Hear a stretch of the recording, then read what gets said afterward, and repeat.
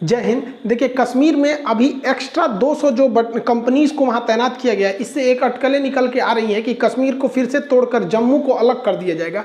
आखिर इसके पीछे क्या है, इसको हम लोग समझते हैं। देखिए, ये बात हकीकत है कि भारत सरकार अभी 200 एक्स्ट्रा कंपनियों को, जो हमारे फोर्सेज है, इनको भेजा गया है। एक कंपनी में अमूमन 100 जवान रहते हैं सर यहाँ पर, तो 200 कंपनियों को भेजा गया है वहाँ पर। तो 200 कंपनी मतलब मोटा मोटी आप समझिए यहाँ पे 20,000 एक्स्ट्रा जवान को भेजा गया है। ऐसे ही घटना 2019 में हुआ था जब 370 हटाना था। उस समय 400 अलग कंपनियों को तैनात किया गया था। तो इसमें 100 का गुणा कर लीजिए, 40,000 हो जाएगा। तो उस समय 40,000 फोर्स तैनात थे और कश्मीर इस तरह टाइप का हो गया।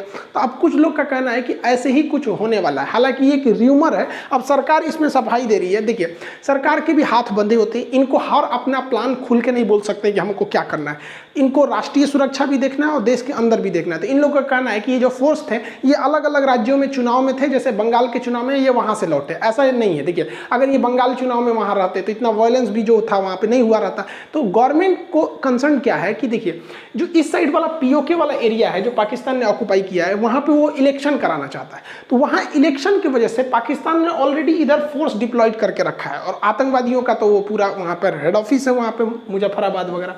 तो यहाँ पर ये है।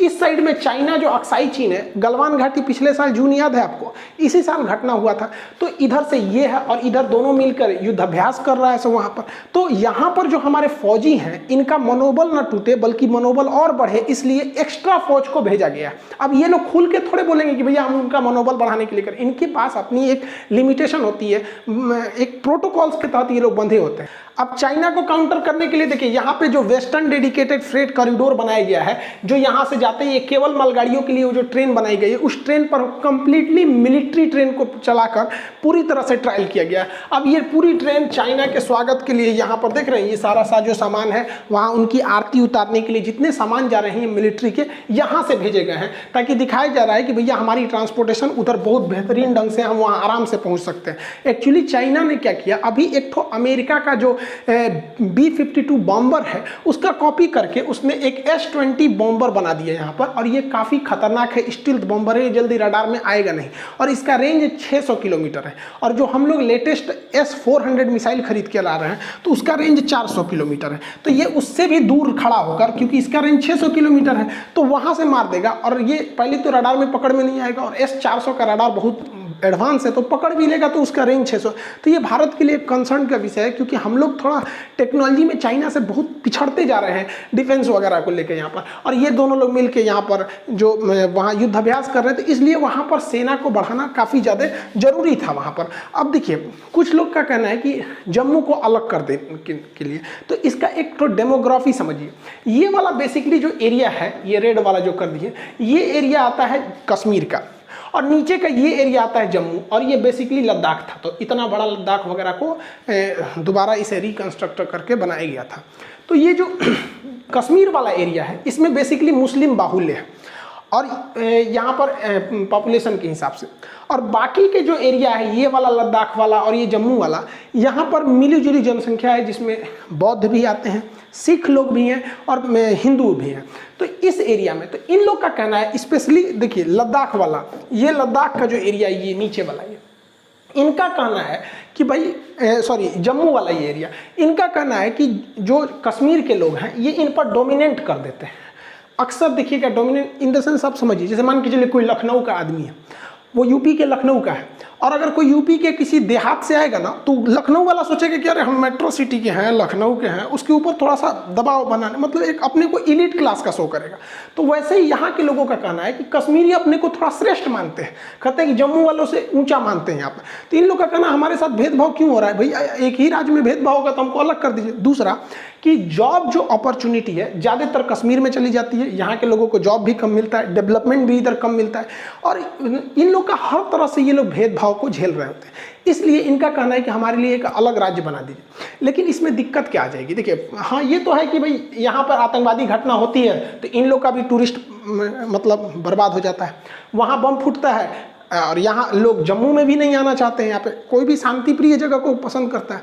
लेकिन अगर हम कश्मीर को अलग कर देंगे, तो एक हम लोग के देश के अंदर एक ऐसा जगह हो जाएगा जो कंप्लीटली भारत के खिलाफ बोलेगा, क्योंकि यहाँ पे पूरी मेजॉरिटी हो जाएगी भारत के, जो एंटी इंडिया के सेंटिमेंट्स बढ़ रहे हैं। तो ये पाकिस्तान के लिए फ़ायदा हो जाएगा। वो कहेगा कि देखिए, और हमेशा पाकिस्तान कश्मीर कश्मीर चिल्लाता है, वो जम्मू कश्मीर नहीं चिल्लाता है, और ये वर्ल्ड लीडर्स के लिए एक मनोवैज्ञानिक दबाव बन जाता है। पाकिस्तान कहता है कश्मीर, हम कहते हैं जम्मू कश्मीर यहाँ पर।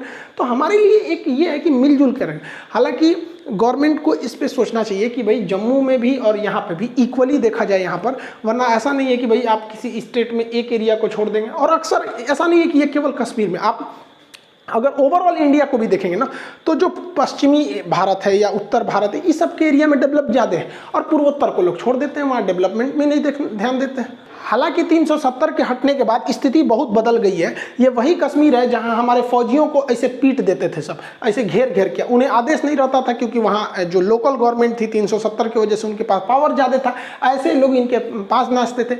लेकिन समय बदल जाता है, अब ऐसी स्थिति नहीं है।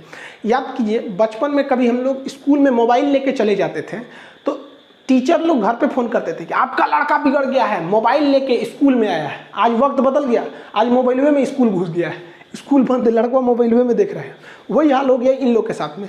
और इसके अलावे भी अभी हर चीज़ें स्थिति सुधर रही है। कश्मीर जो है, यहाँ के जो नेता थे, अलगाववादी नेता, इन लोगों को भी समझ में आ गया कि अब बहुत देर हो चुकी है, अब भारत भाभी पड़ जाएगा। तो अब ये लोग धीरे धीरे इन लोग को भी समझ में आ रहा है कि भैया मिलजुल के ही रहने में फ़ायदा है। और गवर्नमेंट जो है वो दूर तक को सोचते हुए, जैसे चिनाब ब्रिज हो गया, इंफ्रास्ट्रक्चर को, रेलवे कनेक्टिविटी। एक्चुअली कश्मीर के साथ एक ये भी तो समस्या है, सोच रहा कनेक्टिविटी इतना खराब है, वहाँ पे मौसम खराब हो जाता है, ये वो, जिस वजह से वहाँ पे टूरिस्ट भी नहीं पहुँच पाते हैं टाइम से, बिजनेस भी नहीं हो पाता है, या पुलिस फोर्स वगैरह या आर्मी को डिप्लॉय करने में भी ज़्यादा टाइम लग जाता है। और हम लोग को क्या करना चाहिए? देखिए, गवर्नमेंट को करना चाहिए कि भाई कश्मीर को कैसे भी अपने अंडर में लाया जाए, लेकिन जो पब्लिक होती है, देश के नागरिक, हम लोग का मेन कंसर्न होना चाहिए कि हम कश्मीरियों को अपनी ओर खींचें। दो चीज़ें होना चाहिए। देखिए, पाकिस्तान हावी क्यों हुआ? पाकिस्तान कश्मीर को नहीं खींच पाया है, लेकिन कश्मीरियों को अपनी ओर थोड़ा सा लुभा लिया है। तो गवर्नमेंट को क्या सोचना चाहिए कि भाई पूरा फुल कंसर्न, क्योंकि गवर्नमेंट के पास पूरा मशीनरी है, पैसा है, एडमिनिस्ट्रेशन है, तो आप हर चीज़ लगाओ कि कश्मीर को किस तरह से अपने अंडर लाया जाए, चाहे वो आर्मी ले जाना हो, आतंकवाद को काउंटर करना हो, इस सब से। और हम लोगों को, देश के अंदर जो लोग हैं, उन्हें एक सद्भाव के तौर पर कश्मीरियों को दिल जीतना चाहिए। अगर आप यकीन मानिए, अगर कश्मीरी हमारे साथ आ गए ना, तो फिर पाकिस्तान का दाल ही नहीं करेगा। तो इसके लिए बहुत सारा हो सकता है कि जैसे हर स्टेट एक मतलब कोऑर्डिनेशन बना के रखे कश्मीर के साथ, जैसे कैसे एक कॉमनवेल्थ गेम होता है और ओलंपिक होता है, उस तरह से एक इंडिया के इंटरनल भी बहुत बढ़िया प्रोग्राम किया जाए। उसमें मेन कंसर्न रखा जाए कि नहीं, कश्मीर के लोग भी भाग ले, और इस तरह मतलब उनको आपस में जोड़ के रखा जाए। हर महीने कभी मान के चलिए गुजरात कश्मीर का हो रहा है, तो वहाँ के स्टूडेंट वहाँ जाएँ, वहाँ के स्टूडेंट यहाँ आए, आपस में डिबेट करें। इससे धीरे धीरे घुल मिल जाएंगे। और एक लंबा 15-20 साल का प्लान लेके चलना पड़ेगा। ऐसा नहीं है कि कश्मीर आप सोचेंगे कि नहीं ये 2 साल में नॉर्मल हो जाएगा, नहीं, इसके लिए एक लंबा प्रोग्राम लेना पड़ेगा। और